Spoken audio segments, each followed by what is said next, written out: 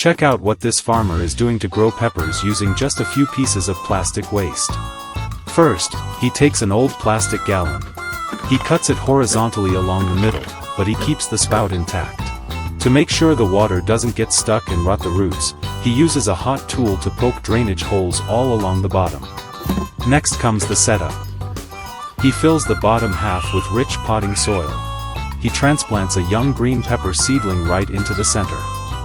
Now, here's the clever part. He fills up a standard water bottle and flips it upside down, fitting it right into the original spout of the gallon.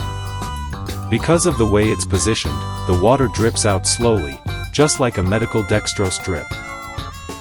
This keeps the soil perfectly moist without the farmer having to water it every single day. So, you can see how well it works. These plants aren't just surviving, they're thriving.